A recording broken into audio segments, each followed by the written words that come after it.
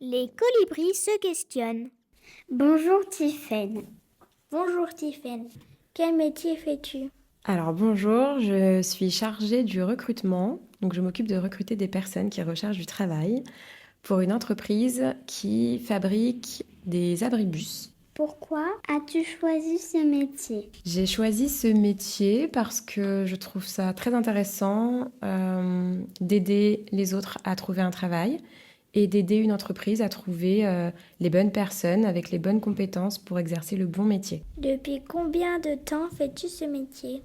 Je fais ce métier depuis 10 ans. Combien d'heures par jour travailles-tu?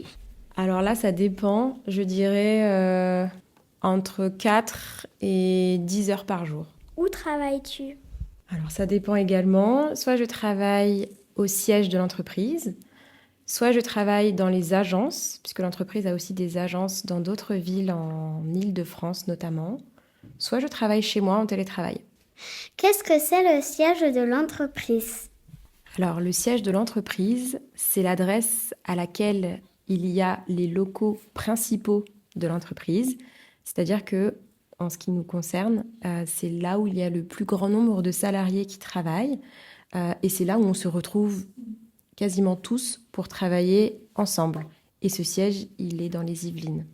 Aimes-tu ta patronne? Alors, je ne sais pas s'il faut parler de la personne ou qu'elle est ou de son rôle, mais j'apprécie travailler avec elle. C'est une responsable qui me donne beaucoup d'autonomie et de responsabilité, donc je me sens très bien de travailler avec elle. Qu'as-tu appris en faisant ton métier? C'est une très bonne question. Alors, je pense que j'ai appris à ne pas faire de suppositions, à toujours essayer d'être factuel dans les recrutements que je peux faire. Et ça m'a aussi appris à ouvrir un petit peu ma pensée en recrutant des personnes éloignées de l'emploi, car je ne vous l'ai pas dit, mais je m'occupe aussi de trouver du travail pour des personnes qui sont très éloignées de l'emploi et qui ont des difficultés à trouver un travail. Qu'est-ce que ça veut dire factuel? Alors, factuel, ça veut dire se référer aux faits. Dans mon métier, je questionne beaucoup de personnes, ça s'appelle des candidats, qui candidatent à des postes. Et donc, du coup, je me dois d'être factuelle. Donc, quand la personne me parle et que je fais des entretiens, je suis obligée d'être factuelle dans mes questions, d'être factuelle aussi dans les comptes rendus que je peux faire. Donc, je dois m'en référer aux faits. Et pour ce faire, je demande souvent des exemples concrets aux candidats pour qu'ils m'expliquent des choses factuelles et qu'on ne se base pas sur du ressenti. Et surtout, on ne fait jamais de suppositions, car c'est le meilleur moyen de se tromper et de faire des erreurs dans son travail. Au lieu de faire une supposition, on va poser des questions pour s'assurer que on a les bonnes réponses et qu'on ne va pas se faire de fausses idées sur la personne. Par exemple, une personne qui fronce beaucoup les sourcils à l'entretien, qui parle peut-être un peu sèchement, on peut faire une supposition en se disant « Oh là là, elle a l'air mal aimable, cette personne ». Or, ce n'est pas forcément le cas, donc pour aller vérifier qu'elle est mal aimable ou aimable, je vais lui poser des questions durant l'entretien en lui demandant des exemples dans son travail. Comment ça se passe avec ses collègues, comment ça se passe avec sa patronne ou sa responsable. Et je vais lui demander des exemples concrets. Si elle me dit ça se passe bien, je vais lui dire très bien. Est-ce que vous pouvez me donner un exemple d'une situation où ça se passe bien avec votre patronne, m'expliquer un moment où ça s'est bien passé.